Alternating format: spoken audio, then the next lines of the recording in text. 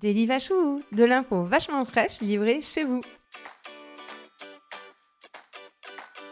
Bonjour à tous, bonjour à toutes, je suis Louise Lespard du podcast La Clé des Champs, le podcast qui donne la parole aux agriculteurs.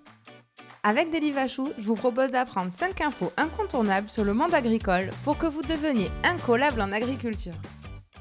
Allez, installez-vous confortablement, mettez les pieds sous la table et surtout faites de la place parce qu'aujourd'hui, on vous livre à domicile une forêt. Information numéro 1. La sylviculture correspond à la culture et à l'entretien des forêts et elle est menée à des fins économiques. Derrière la plupart des forêts, il existe une véritable activité économique. Le bois a en effet le vent en poupe. Que ce soit pour la charpente, les meubles, la papeterie ou l'énergie et le chauffage, le bois est partout dans notre quotidien. Les métiers de la sylviculture et de l'exploitation forestière représentent 2700 emplois. L'ensemble de la filière forêt-bois représente pas moins de 400 000 emplois en France. Gérer une forêt à des fins économiques demande beaucoup de travail sur un temps long. En effet, pas question de l'épuiser et d'utiliser toutes les ressources.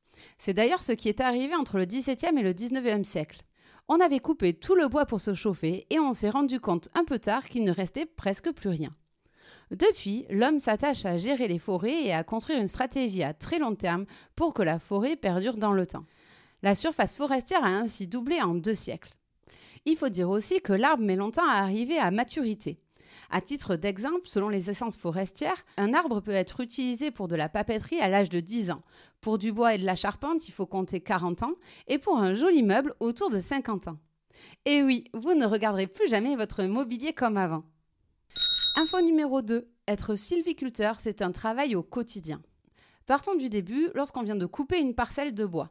À ce moment-là, les sylviculteurs vont replanter des jeunes pousses et entretenir la végétation aux alentours, comme les fougères ou les ronces, pour que les nouveaux arrivants puissent respirer. Entre 5 et 10 ans, les sylviculteurs élaguent et éclaircissent, pour éviter les nœuds sur les arbres, couper ceux qui sont malades ou couper les plus petits pour laisser la place aux autres de grandir à leur aise. Pour respecter la stratégie à long terme qui se sont fixées, les sylviculteurs suivent un plan bien précis pour savoir quelle parcelle il est temps de récolter, planter, laquelle il faut élaguer, etc. Donc quand vous vous baladez et que vous voyez une parcelle entièrement coupée, pas de panique, tout ça est savamment calculé. Info numéro 3. La forêt couvre 30% du territoire français. Cela représente plus de 17 millions d'hectares qui nous place en 4e position des plus grands espaces forestiers des pays européens, derrière la Suède, la Finlande et l'Espagne. Et cocorico, c'est nous qui avons la plus grande forêt artificielle du continent. Il s'agit du massif des Landes de Gascogne qui s'étend entre les Landes et la Gironde. Mais pourquoi dit-on que c'est une forêt artificielle ? Parce qu'en fait, cet immense espace de pins a été planté sous les ordres de Napoléon, car la zone était totalement marécageuse, sans possibilité d'utilisation. Seuls des bergers, se déplaçant à l'aide d'échasses, y élevaient des moutons aux alentours. En 1857, sous Napoléon III, il a donc été décidé de planter une forêt de pins pour assainir les marécages et les maladies qui vont avec. Et mission réussie, puisqu'en plus d'être une zone désormais habitable, la forêt de pins des Landes représente une source importante de revenus pour toute la filière bois et pour le tourisme régional. C'est d'ailleurs ce qui fait que c'est une des forêts les mieux entretenues du pays. Information numéro 4. En France, les 3/4 des forêts sont privées. Et oui, vous croyez que vous êtes un peu chez vous dans les forêts car elles appartiennent à l'espace public ? Eh bien pas du tout. Les 3/4 des forêts appartiennent à des propriétaires privés. Ce sont souvent des personnes qui en ont hérité. Imaginez-vous, un jour le notaire vous appelle pour vous dire qu'on vous a légué une forêt. Vous voilà bien embarrassé, non ?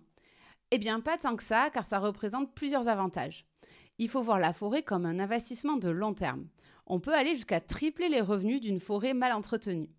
En plus, vous bénéficiez d'avantages fiscaux comme un abattement des 3/4 des frais de succession ou des réductions d'impôts. Et rassurez-vous, vous n'aurez pas à aller jouer le bûcheron tous les week-ends. Les propriétaires délèguent l'entretien de leur forêt à des professionnels comme les coopératives forestières. Citant par exemple la coopérative Alliance Forêt-Bois, j'avais interviewé Stéphane Viéban, son directeur.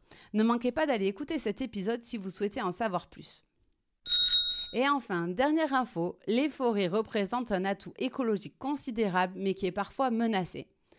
Les forêts abritent une incroyable diversité d'espèces végétales, animales et fongiques. Sans compter que les arbres remplissent une fonction cruciale. Ils absorbent et séquestrent le dioxyde de carbone qui nous permet de lutter contre les gaz à effet de serre. Les racines des arbres maintiennent également la structure du sol, réduisant les risques d'inondation, de glissement de terrain et d'autres catastrophes naturelles.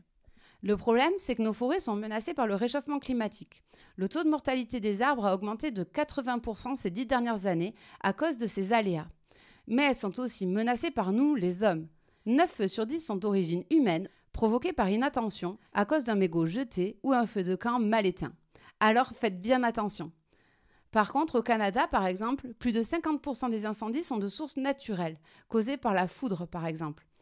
La sécheresse ou les tempêtes sont également des menaces pour nos forêts françaises. Nous l'avons vu en 1999 avec la tempête Martin ou en 2009 avec la tempête Klaus. Les sylviculteurs travaillent donc en partenariat avec les chercheurs pour trouver des espèces plus résistantes pour faire face à tous ces fléaux. Et voilà, vous savez tout. Rendez-vous très vite pour un nouveau Daily Vachou avec de l'info vachement fraîche livrée chez vous. Et voilà, vous savez tout. Rendez-vous très bientôt pour un nouveau Daily Vachou, de l'info vachement fraîche livrée chez vous. Mais avant de vous quitter, si vous travaillez de près ou de loin avec les agriculteurs, l'information suivante va vous intéresser.